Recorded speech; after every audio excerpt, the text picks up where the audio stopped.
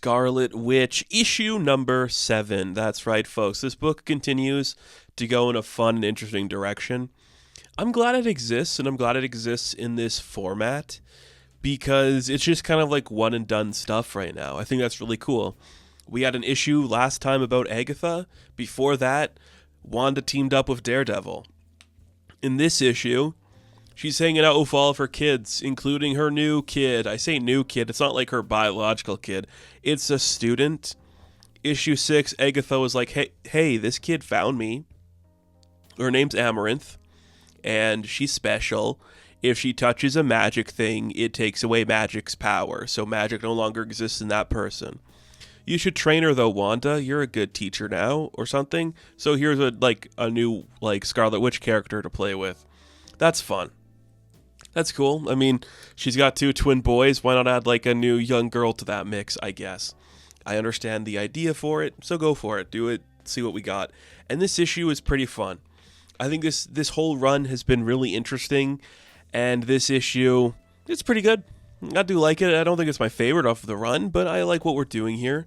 Maybe it's just because I've never really connected with Billy and Tommy. I like them as characters. You get into some really complicated stuff, and that's even a joke that they make in the first couple pages of this book. So this book takes place in New Salem, the secret city for magic people that Agatha used to run back in the day. Tommy's like, hey, if it's for witches, why am I here? You're the son of the Scarlet Witch. Why do you think you're here? You're special. You get privileges. Get on with it.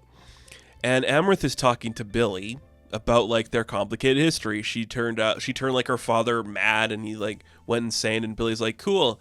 We were created from a robot, but we're not really real because we were reincarnated from an alternate reality or something. So yeah, let's see how messy you really get. Tommy says something dumb about how you can drive your dad insane. It makes Amaranth embarrassed, and Wanda's like, what are you doing? Why are you talking to her like this? We're trying to be nice to her. She's a new person. This is where Tommy reveals that him and David broke up. They got into a thing, something that happened in a book. I think it was NYX is what the editor is saying. So if you want to learn more about what was going on with Tommy and David, you can read NYX. Tommy will just show up here to be a Quicksilver character in this book. So he's single now. Are we setting up for him dating somebody like Amaranth? Tommy's the bisexual one, right? I know it's not Billy, but is Tommy gay or bisexual? I can't remember. Again, he's not my go-to character for the Young Avengers stuff, but I don't know. I feel they could go that route. They probably wouldn't in 2024 Marvel. It's a little too on the nose to have the young characters date these days. I don't think they'll do it. Amaranth and Billy are doing a what's the cat about to do game. It's you foresee which kind of cat has a vessel in it, and it's okay, that's weird. But the cat starts to hiss at her, and it attacks Amaranth, and she bleeds. And then a weird creepy guy appears from the shadows. He's like, yes, finally, all that will happen to you will be revealed. And the whole town has been poisoned and diluted. We'll figure out what happened to them later. But they're the only ones not infected because they just showed up. We'll get to that in a minute here too. And they get sucked into some weird magic portals, and things start happening to them, and a weird voice is talking over everything. Tommy is falling forever, he's just gonna fall for eternity, slowly choking on his own breath, the last gasps of breath that he has. And the voice is you'll never escape this. And then Billy is trapped in somewhere too, unable to escape his own area of whatever. They're kind of trapped in voids. Billy and Tommy are trapped in voids. They can't escape. And then Amaranth is sent to a secret garden where she's attacked by big plant creatures with weird faces, thinking she can survive. But then a poisonous gas is released into the air. And you're oh, that's not really magical. That's just gases combined together. Which is exactly what the voice is saying. Yeah, I just had to get a credit card and use the internet to buy these gases to make you pass out. Wanda is seeing all of this happening from a weird mirror or just some weird visage be in front of her. She also sees the depths of Vision and Hawkeye indicate the key events with people she killed from her life. Interesting. And she's completely unfazed by it, which she should be. And the voice is yeah, this is you, Wanda. I'm going to destroy everything you love because you're a terrible person, and I'm sick of having you ruining everything. And a weird devil creature comes up to her, but she's that's not you. I know the voice of who's talking to me, and that's not you. So she bats off a bunch of people trying to attack her who are obviously possessed. The big reveal of this is that everyone in New Salem is possessed because there was some stuff in the water that possessed them. And who was it that possessed New Salem? Well, we get a next page reveal, and it's the man known as Nicholas Scratch, the son of Agatha Harkness, and he's pissed off at Wanda because Wanda became the golden child, and when Agatha returned to look young and hot, he was just neglected. And he's like, I hate you. My mom likes you. I hate my mom. Everything's bad. Just a terrible dude in the dumbest armor I have seen in a book yet. I love all the fits we've been getting in this run. Every single issue is somebody dressed to the nines, just looking so cool. This one is stupid. He's got like a purple diaper on and like gold leggings all the way up his legs. It's stupid. I think this is the dumbest look yet, but somehow it's cool. Like, it makes me smile.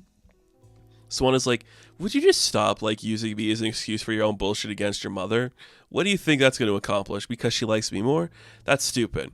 The idea is that Nicholas wants her to, like, make the choice. Which one of your kids do you want to save? She's like, shut up. That's a stupid thing to say. He tries to, like, get advantage over her and take her down. They're, like, trying to cut her in two. But she's like, who do you think I am? Like, I am better than you. Like, there was a reality where you and I could have worked together, but that's not what this is now. So she separates herself into, like, corporeal forms and sends each one to go save one of the kids. And then she just, like, stands in front of Nicholas having to feed him, like, what do you think's going to happen? I could have gone on the rest of my days ignoring Nicholas Scratch because I don't care. But you were dumb to make me your enemy. You put my kids and my student in harm's way. So now I'm going to ruin you. And Nicholas tries to run away, but he walks into Amaranth and she's like, where do you think you're going? And she puts a hand on him and takes away his magic power. And he's like, oh no. just freaking out. Like, what a freaky little weird guy. I'm just noticing now, like, I've been looking at the book, but the arm gauntlets don't go all the way up, so his shoulders are exposed. What are you doing with your outfit, guy? This is a mess. You have too many things going on in your outfit. I don't like it. I don't like the outfit that he's wearing. But he's defeated, and Tommy's like, do you just have a magic undo button? That's pretty cool. And Amaranth goes, no, it's not. It's not that cool. And then Wanda just pleads with Nicholas, like, there was a time you and I could have worked together. We could have learned together. We have the same teacher. There's a world where we could have been allies. And he's like, I want that world. He's like, well, then you shouldn't have destroyed it there, Nicholas. I could return you to Mephisto, like you belonged to him before, but since you claim to be like a master warlock, I'll send you to the death that comes to all warlocks and witches. And she sends Nicholas to the witches' underworld, where Lore, a fun character with a really fun costume, is waiting there. Like, hello, dude. Welcome to hell. Doesn't this place look stupid? And that is the end of the conflict. We get some wrap up in the next like couple of pages, and then some setup to the next story going on. Want to save the day? Everyone who like drank the Kool-Aid at New Salem was reverted back to normal. We just had to like find the enchantment that was put on like the fluids. It's all good. We saved the day. We can all move on with our lives. We'll have like a nice dinner. We'll actually sit down and eat and relax. Everything's gonna be good. Amaranth is still not very comfortable with anything going on, but that's okay. We'll live with the events that are happening. We save the day. And then we get like a last page reveal, like there's something happening in the Arctic Ocean next to Canada, and like a ship is like being attacked by the wrath of the ice worms, which is what the next issue is going to be about or something. So that's cool. I mean, that's weird. I guess that's what you do when you get to 8 issues and you don't think you're going to get to 8 issues. You do the issue about the ice worms. Which I'm fine with. This was a fun issue. It introduced us to a new character in Nicholas Scratch, who I guess could be a recurring character if they wanted to bring him back. Going to be with Lore, so that's something. Wanda dealt with her past, which is a theme I like about this entire book and this entire run, is people being like, Wanda, look how messed up as a character you were in like the 80s and 90s and 2000s. And she's like, yeah, I know. It's fine. I'm better now. Shut up about it. That's, if you could sum up this entire book, that's what it is. But it's handled with more brevity and nuance to what I just said. But no, this book's great.